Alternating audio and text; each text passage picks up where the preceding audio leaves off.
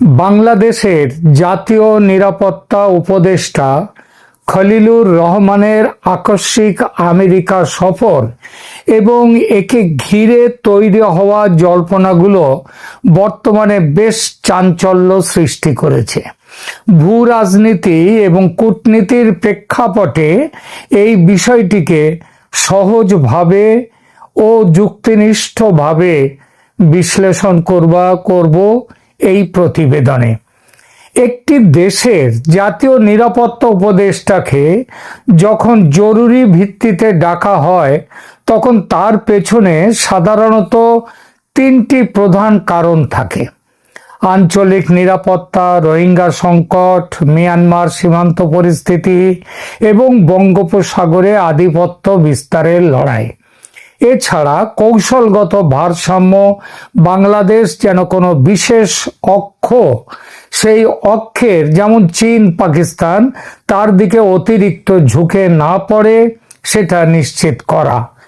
এবং তৃতীয়ত অভ্যন্তরীণ স্থিতিশীলতা, মানে নির্বাচনের আগে দেশে কোনো ধরনের চরমপন্থা বা অরাজকতা সৃষ্টির ঝুঁকি আছে কিনা সে বিষয়ে গোয়েন্দা তথ্যের আদান প্রদান। খলিলুর রহমানের দুবাই থেকে সরাসরি আমেরিকা ছুটে যাওয়া ডাক পাওয়ার সাথে সাথেই এটি প্রমাণ করে যে বিষয়টি সময় সাপেক্ষ, মানে সময় তো দেয়া হয়নি, বরং খুবই তাৎক্ষণিক, ইনস্ট্যান্ট ছিল, জরুরি তলব। তবে জনমনে প্রচলিত জল্পনাগুলোর সবকটি সত্য হবে এমন নয়। বড় দেশগুলোর কূটনীতি অনেক সময় চেক অ্যান্ড ব্যালেন্স বা ভারসাম্যের রাজনীতির উপরে নির্ভর করে। এখন দেখা যাক বিভিন্ন মহলে খলিলুর রহমানের যাওয়া নিয়ে যে জল্পনাগুলো চলছে এবং ওই আগের যে তিনটি কারণের কথা বললাম সেইগুলোর ভিত্তি করে একটু বিস্তারিত সেই জায়গাগুলো আমরা আলোচনায় নিয়ে আসি। দেখি সেই জল্পনাগুলো যেগুলো চলছে সেগুলো কি রকম। প্রথমে দেখা যাক খলিলুর রহমানকে যেরকম জরুরিভাবে ডেকে পাঠিয়েছে আমেরিকা, সেটাকে আমন্ত্রণ বলবো না জরুরি তলব বলবো? কূটনৈতিক ভাষায় কোনো স্বাধীন দেশের উচ্চপদস্থ কর্মকর্তাকে অন্য দেশ সাধারণত তলব করতে পারে না, তবে জরুরি আলোচনা বা বিশেষ আমন্ত্রণে ডেকে পাঠানো হয়। খলিলুর রহমান যেহেতু জাতীয় নিরাপত্তা উপদেষ্টা, তাই তার এই সফর নিশ্চিতভাবেই কোনো গুরুত্বপূর্ণ নিরাপত্তা বা কৌশলগত আলোচনার ইঙ্গিত দেয়। তবে আমেরিকা যেহেতু দুনিয়ার সবচেয়ে তাকতবর দেশ, শক্তিশালী দেশ, এবং তার কাছে বাংলাদেশ পাহাড়ের কাছে একতাল মাটির ঢিপির মতো, সুতরাং কেউ যদি আমন্ত্রণ শব্দের বদলে তলব কথাটি ব্যবহার করেন এক্ষেত্রে করতেই পারেন, ভুল কিছু হবে না। এবার আসা যাক কেন এই জরুরি তলব। বিভিন্ন সূত্র থেকে পাওয়া খবর অনুযায়ী এক নয় বেশ কয়েকটি কারণে ডাক পেয়েছেন বাংলাদেশের জাতীয় নিরাপত্তা উপদেষ্টা খলিলুর রহমান, এবং এই জল্পনাগুলো দেশে বিদেশে বিভিন্ন জায়গায় কিন্তু জল্পনাগুলো খুব চলছে। এদের মধ্যে সবচেয়ে গুরুত্বপূর্ণ হলো চীন ও পাকিস্তানের মধ্যে কদিন আগে বেজিংয়ে এক উচ্চ পর্যায়ের জোট তৈরি হয়েছে এবং সেই জোটে বাংলাদেশকে অন্তর্ভুক্ত করার সিদ্ধান্ত হয়েছে। পাকিস্তানের পররাষ্ট্রমন্ত্রী তথা উপপ্রধানমন্ত্রী ইসাক দার জানুয়ারি 3 থেকে 5 চীন সফরে ছিলেন। সেখানে তিনি চীনের প্রধানমন্ত্রী ও অন্যান্য নেতা মন্ত্রীদের সঙ্গে কয়েক দফা, প্রায় যা খবর তাতে প্রায় 7 দফা 8 দফা উচ্চস্তরীয় বৈঠকে বসেন। সেই বৈঠকে অন্যান্য বিষয়ের সঙ্গে অচল হয়ে যাওয়া যে সার্ক, সাউথ এশিয়ার যে একটা সংস্থা, তার বিকল্প একটি সংগঠন গড়ে তোলার সিদ্ধান্ত হয়েছে। এই সংগঠনটি পাকিস্তান চায় ভারত বিরোধিতার একটা অস্ত্র হিসেবে ভারতের বিমস্টেক সংগঠনের বিরুদ্ধে। খবরে এটাও প্রকাশ যে সিদ্ধান্ত গৃহীত হওয়ার পরই ইসাক দার ফোন করেন বাংলাদেশ অন্তর্বর্তী সরকারের পররাষ্ট্র উপদেষ্টা তৌহিদ হোসেনকে। তৌহিদ হোসেন ওই সংগঠনে যোগ দিতে যে এক পায়ে খাড়া বাংলাদেশ সেটাও জানিয়ে দিয়েছেন। কারণ ভারত বিরোধিতা পাকিস্তানের মতোই বাংলাদেশের বর্তমান সরকারের রাষ্ট্রধর্ম। ভারত বিরোধিতা ঠিক সেভাবে কিন্তু চীনের রাষ্ট্রধর্ম নয়, কিন্তু তাদের নজরে আছে আমেরিকার বিরোধিতা। ইন্দো প্যাসিফিকে চীনকে বাড়তে দিতে চায় না আমেরিকা, আবার চীনও চায় নিজের প্রভাব বাড়াতে। আবার ওই যে ভারতও চায় চীনের প্রভাব রোধ করতে এবং সেই সঙ্গে নিজের প্রভাব বাড়াতে। অর্থাৎ চীনের বিরুদ্ধে ভারত আর আমেরিকার জোট, আবার ভারতের বিরুদ্ধেও পাকিস্তানের জোট চীনের সঙ্গে। যে যার জোটকে শক্তিশালী করবার জন্য টানছে বাংলাদেশকে। ভারতের সঙ্গে বাংলাদেশের সম্পর্ক এখন তলানিতে বলার অপেক্ষা রাখে না, তাই ভারত সরাসরি কথা বলছে না বাংলাদেশের সঙ্গে। এগিয়ে এসেছে আমেরিকা। খলিলুরকে তলব সে কারণে, এবং আমেরিকার তরফ থেকে বাংলাদেশকে এই কথাটি বলে দেয়া বা এই হুঁশিয়ারি দেয়া যে চীনের সঙ্গে হবনবিং, বেশি মেলামেশা আদৌ পছন্দ নয় আমেরিকার, সুতরাং এগিয়েও না। দ্বিতীয় যে বড় কারণ এই প্রসঙ্গে, খলিলুরের এই হঠাৎ জরুরি তলব পেয়ে যাওয়া প্রসঙ্গে, সে কারণটা হলো বাংলাদেশ বিমান বাহিনীর প্রধানের পাকিস্তান সফর এবং পাকিস্তান থেকে চীনের তৈরি যুদ্ধ বিমান ক্রয়ের সিদ্ধান্ত। যদি বাংলাদেশ পাকিস্তান বা চীনের সাথে বড় কোনো সামরিক চুক্তিতে জড়ায়, তবে তা দক্ষিণ এশিয়ায় ভারতের নিরাপত্তা উদ্বেগ যেমন বাড়িয়ে দেয়, তেমনি আমেরিকার যে ইন্দো প্যাসিফিক কৌশল তার সাথেও সাংঘর্ষিক হয়। আমেরিকা সবসময় চায় তাদের মিত্ররা যেন প্রতিরক্ষা সরঞ্জাম ক্রয়ের ক্ষেত্রে চীনের ওপর নির্ভরশীল না হয়, এবং এই কথাটা মোহাম্মদ ইউনূসের সঙ্গে যে গোপন বোঝাপড়া হয়েছে সেখানেও এটা বলে দেয়া আছে। এই জল্পনা যারা করছেন তাদের এটা সত্যি হওয়ার অনেক কারণ আছে, তবে খলিলুর রহমানকে ডাকার মূল কারণ হতে পারে তাই বাংলাদেশের সামরিক ভারসাম্য রক্ষা এবং আমেরিকা সহ পশ্চিমা ব্লকের সাথে নিরাপত্তা সহযোগিতা বজায় রাখা। তৃতীয়ত, বাংলাদেশে একটি অংশগ্রহণমূলক এবং সুষ্ঠু নির্বাচন দেবার ব্যাপারে আমেরিকা বেশ কিছুদিন ধরে বলে আসছে। তবে সরাসরি কোনো রাজনৈতিক দলকে নির্বাচনে রাখা বা না রাখার বিষয়ে আমেরিকা সাধারণত নির্দিষ্ট নির্দেশ দেয় না। তারা বরং একটি প্রক্রিয়া বা পরিবেশ তৈরির উপরে জোর দেয়, কিংবা পেছন থেকে খেলে বন্ধ করে দেয় দেশের এই ব্যাপারটা। যেমন কয়েকদিন আগে দেখুন, মায়ানমারে ভোট করলো সেখানকার সামরিক শাসক। সেই নির্বাচনে আং সান সু চির দল নির্বাচন বয়কট করেছিল, যদিও বাংলাদেশের শেখ হাসিনার দল আওয়ামী লীগ নির্বাচন বয়কট করেনি, করার কথাও বলছে না। তাদেরকে নির্বাচনের বাইরে রেখে দিয়েছে সরকার। ইতিমধ্যে মার্কিন কংগ্রেসের বেশ কয়েকজন সদস্য দাবি করেছেন আওয়ামী লীগকে নির্বাচনে অংশ নেয়ার সুযোগ দিতে। এই দাবি প্রথম থেকেই ভারতও করে আসছে। খলিলুর রহমানের সাথে আলোচনায় নির্বাচনের রোডম্যাপ এবং রাজনৈতিক স্থিতিশীলতা নিয়ে আলোচনা হওয়া অস্বাভাবিক নয়। আমেরিকা বিশেষ কোনো নির্দেশ দিতেই পারে বলে জোর জল্পনা আছে বিশ্লেষকদের মধ্যে, এবং সেই জল্পনায় যথেষ্ট যুক্তিও আছে।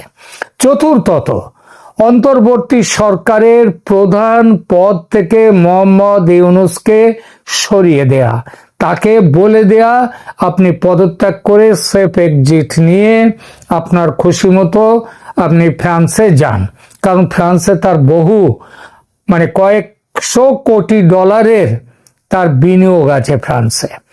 ডক্টর মোহাম্মদ ইউনূসের অন্তর্বর্তীকালীন সরকারের ওপর আমেরিকার সমর্থন এখন অনেকটা নড়বড়ে হয়ে গেছে।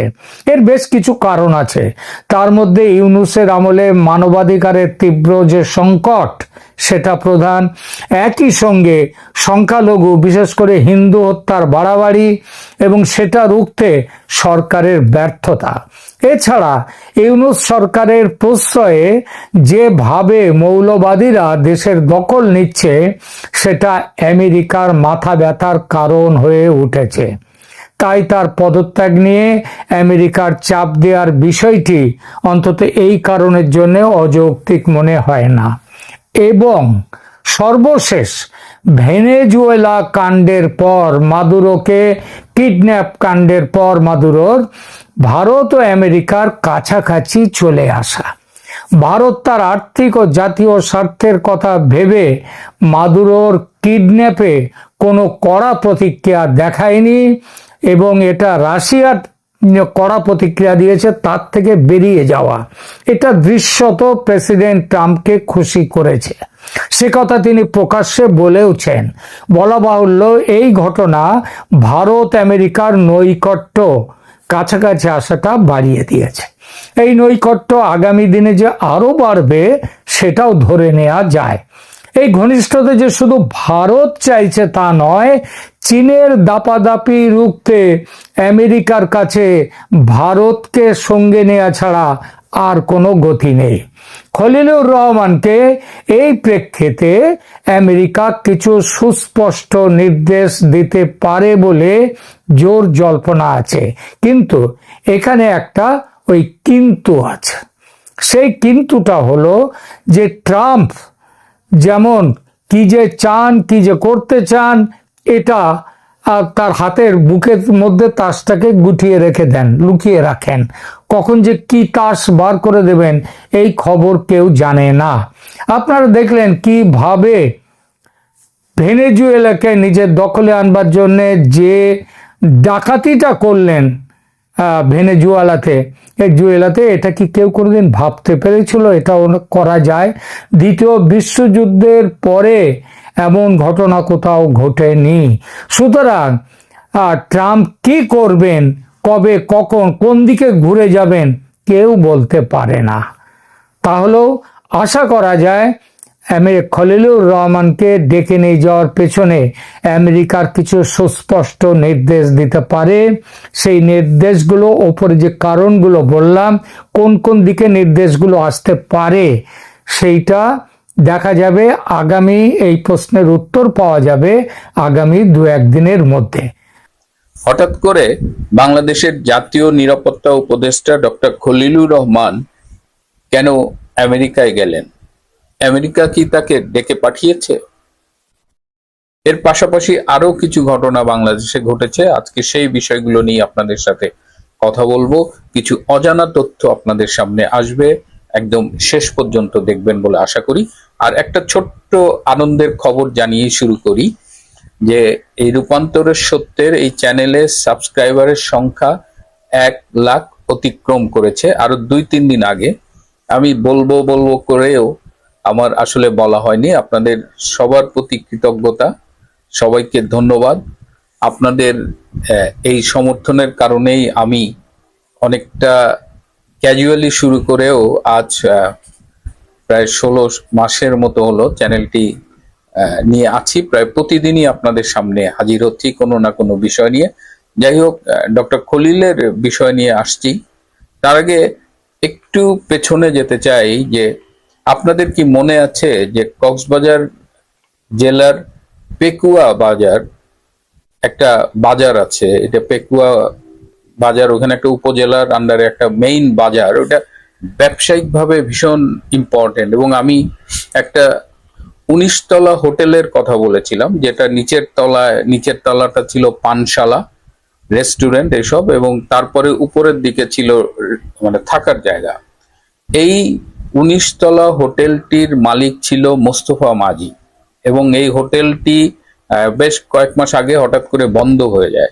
যখন টেকনাফে আরাকান আর্মিকে ডক্টর ইউনূসের প্রশাসন ব্যাগ দিচ্ছিল এবং সেখানে আরাকান আর্মিরা সেখানে মানে বিয়ে করছে, ঘর বাড়ি করে থাকছে, তো সেই অবস্থায় এবং সেখানে অনেক মার্কিন সেনা, মার্কিন প্রশাসনের লোকজনের আসা যাওয়া ছিল, যে কারণে সেখানে তাদের মনোরঞ্জনের জন্য একটা পানশালা করা হয়েছিল।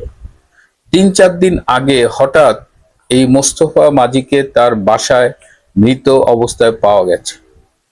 কারা মোস্তফা মাঝিকে হত্যা করেছে সেটা এখনো জানা যায়নি। এমনকি মোস্তফা মাঝির মতো একজন গুরুত্বপূর্ণ লোক ওই পেকুয়া বাজারে, তার মৃত্যুটা নিয়ে তেমন কোথাও কোনো আলোচনা বা আমাদের প্রধান প্রধান গণমাধ্যমে বিষয়টি আসছে বলে আমার চোখে পড়েনি। যে কথা বলছিলাম যে ডক্টর খলিল কেন আমেরিকায় গিয়েছেন হঠাৎ করে, 3টি কারণে তিনি গিয়েছেন। যে বাংলাদেশ এই যে চীনের সাথে তাদের দহরম মহরম বাড়ছে এবং চীন থেকে তারা 20টি J-10 CE যুদ্ধ বিমান কিনবে বলে আলোচনা করছে। কেন এই যুদ্ধ বিমানগুলো চীন থেকে বাংলাদেশ কিনবে, এই প্রশ্নটি মার্কিন কর্তৃপক্ষ ডক্টর খলিলকে করবে। ডক্টর খলিল মূলত পল কাপুরের সাথে মিটিং করবেন, যিনি assistant state secretary for south Asia. আবার ভারতে যিনি মার্কিন রাষ্ট্রদূত সার্জিও গার্ড, তার সাথেও ডক্টর খলিলের মিটিং হওয়ার কথা। এর বাইরে ট্রাম্প প্রশাসনের আরো 2-1 জনের সাথে মিটিং হওয়ার কথা। সুতরাং এই যে চীন থেকে যুদ্ধ বিমান কেনা, চীনের সাথে দহরম মহরম, এই প্রশ্নটি ডক্টর খলিলকে করবে।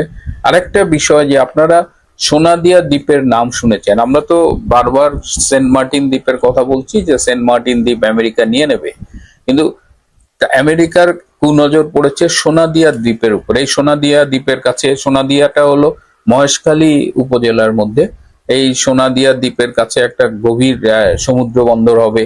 এই সমুদ্র বন্দরটা কে করবে এটা নিয়ে চীন অনেক ঘোরাঘুরি করছে। আবার সোনাদিয়া দ্বীপটাকে একটা ইকো পার্কের মতো করবার জন্য শেখ হাসিনা সরকার চেয়েছিল জাপানের সাথে একটা আলোচনা করতে, কারণ এটা আবার এই প্রাকৃতিক ভাবে খুব সমৃদ্ধশালী এবং এটাকে বলা হয় যাযাবর পাখিদের দ্বীপ। তো এইখানে এখন যেহেতু আমেরিকার কুনজর পড়েছে, আমি বললাম যে আমেরিকার অনেক সৈন্যরা, আমেরিকান প্রশাসনের লোকজন এখন সোনাদিয়া দ্বীপে যাওয়া আসা করে।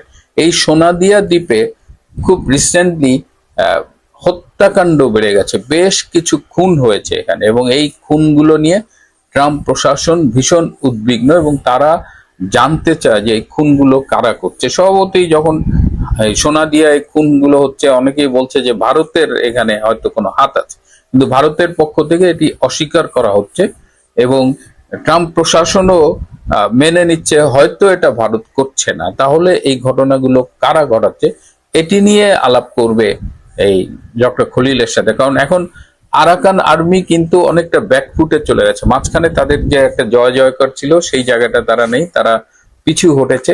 তো সেই জায়গায় এখন আরাকান আর্মির ভূমিকাটা কি, এখানে আবার রোহিঙ্গারা সশস্ত্র গ্রুপ করে তারা আরাকান আর্মির বিরুদ্ধে যুদ্ধ করছে। সো এই জায়গার সমীকরণগুলো খুব জটিল হয়ে গেছে, এটি নিয়েও তার সাথে কথা হবে।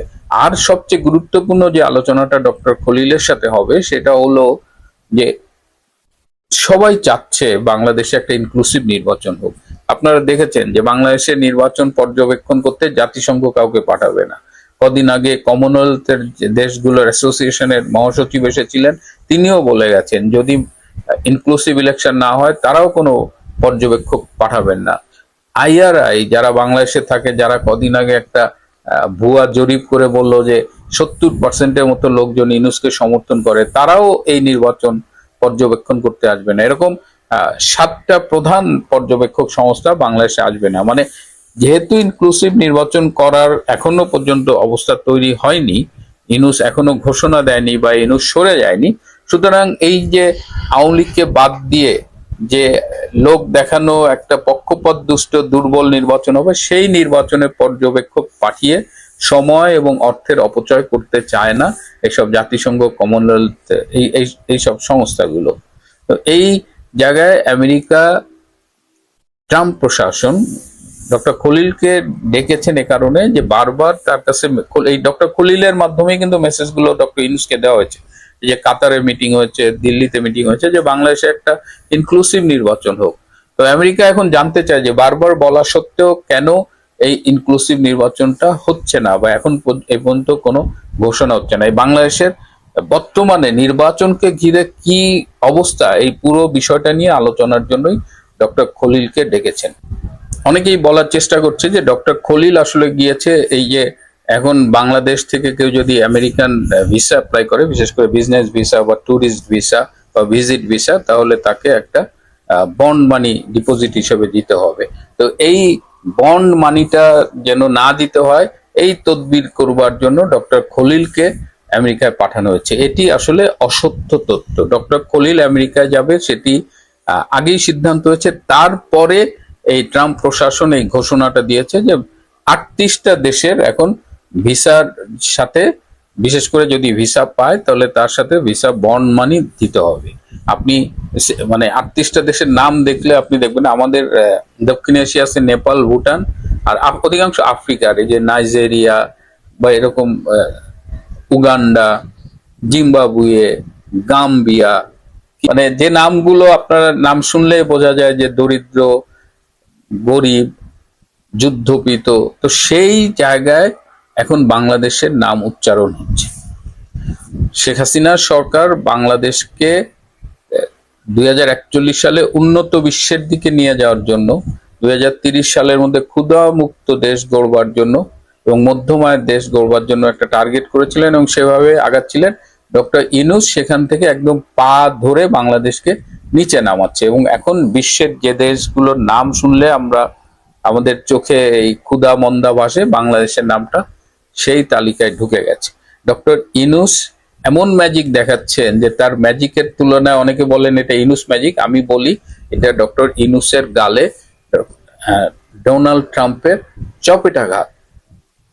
হ্যাঁ, এবং এই যে এখন এই যে ভিসা বন্ড ফি, এই বন্ড ফিটা কি, যাদের অলরেডি আমেরিকান ভিসা আছে এক্সিস্টিং তাদের জন্য এটা প্রযোজ্য না, কিন্তু নতুন করে যারা ভিসা অ্যাপ্লাই করতে যাবে তখন ওই ভিসা অফিসার 3টা ক্যাটাগরি, হয় $5,000, নলে $10,000, নলে $15,000 তাকে সিকিউরিটি ডিপোজিট দিতে হবে। সো ভিসার ইন্টারভিউর সময় আপনাকে অফিসার বলে দেবে যে তুমি এত টাকা ডিপোজিট দাও। এই ডিপোজিট দেওয়ার অর্থ হলো যে আপনি যখন আমেরিকায় যাবেন এবং আপনি ওই ভিসার শর্ত অনুযায়ী আপনি যদি ফিরে আসেন তাহলে আপনি ওই টাকাটা ফেরত পাবেন, অথবা আপনি ভিসা পাওয়ার পরে গেলেন না তখনও আপনি ওই টাকাটা ফেরত পাবেন, অথবা আপনি আমেরিকায় আসলেন, আমেরিকা এয়ারপোর্ট থেকে আপনি ঢুকতে পারলেন না তখনও টাকাটা ফেরত পাবেন। কিন্তু আপনি যদি শর্ত ভঙ্গ করেন, আপনি যদি আপনার ভিসার মেয়াদের মধ্যে যদি ফিরে না আসেন তাহলে আপনার ওই টাকাটা হয়তো সরকার, মার্কিন সরকার রেখে দিতে পারে। হ্যাঁ, আর সবকিছু ঠিক থাকলে তো আপনি টাকা ফেরত পাবেন। কিন্তু সমস্যা হলো যে অনেকের পক্ষেই, বিশেষ করে মধ্যবিত্তের পক্ষে এতগুলো টাকা একসাথে দেওয়া এবং ওই টাকাটা ফেলে রাখা, এটা অনেক সময় কঠিন হয়ে যেতে পারে। তবে এখানে 38টা দেশের তালিকায় বাংলাদেশের নাম আছে, এটি আমাদের জন্য একটা লজ্জার ব্যাপার আর কি। যদিও ডক্টর ইউনূসের লজ্জা নাই, তিনি হাসি হাসি মুখ করে আবার বলবেন। আবার এখন তার চামচারা বলতেছে যে ডক্টর খলিল গেছে এই ভিসার বন্ড মানির বিষয়টা ঠেকাতে। ডক্টর খলিল এই বিষয়ে আলোচনা করতে জানেনি, তাকে এই বিষয়ে ডাকাও হয়নি, and he is not the appropriate authority, কারণ এই ভিসার বিষয়গুলো পল কাপুর কিংবা সার্জিও গার্ড দেখেন না।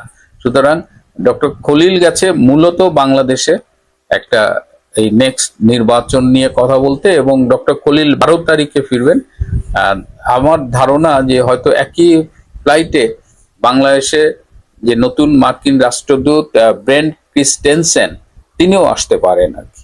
তো দেখা যাক ডক্টর খলিল বাংলাদেশের জন্য কি মেসেজ নিয়ে আসেন। আর ডক্টর ইউনূস, তার উপর আমেরিকান প্রশাসনের, বিশেষ করে ট্রাম্প প্রশাসনের আশীর্বাদের হাত কখনোই মাথায় ছিল না, কিন্তু আমেরিকা তার স্বার্থের বিষয়গুলো নিয়ে বাংলাদেশের সাথে ডিল করছে এবং এই ডিলিংসটা মূলত ডক্টর খলিলের মাধ্যমেই করছে। প্রিয় বন্ধুরা, আজ এ পর্যন্তই। ভালো থাকবেন, সুস্থ থাকবেন।